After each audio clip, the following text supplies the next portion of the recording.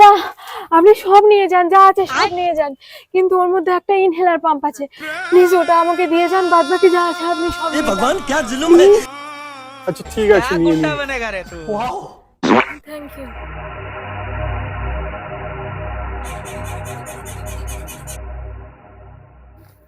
দাদা এটা না আমার কাশির ওষুধ, আমার না প্রতি 2 মিনিট অন্তর অন্তর 3 বার করে কাশি হয়, এটা আমি রেখে দিই প্লিজ। আচ্ছা আচ্ছা, ঠিক আছে ঠিক আছে, রেখে দিন।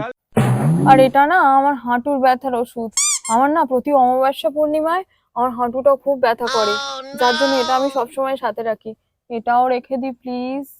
ये कहाँ फंस गया भाई मैं।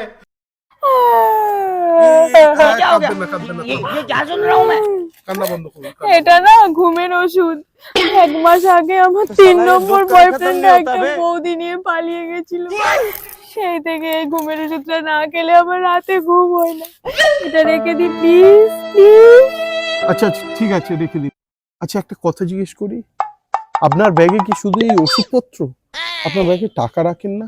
আরে না, আমি ব্যাগে টাকা ফাকা রাখি না, এই ফোন পে গুগল পে যুগে আবার কেউ ব্যাগের মধ্যে টাকা রাখে নাকি, আমি তো সব ফোনেই রাখি। এই যা, আজকের আবার দেখুন ফোনটাও ঘরে ফেলে এসেছি, নইলে না হয় ফোনটাই আপনাকে দিয়ে দিতাম। না।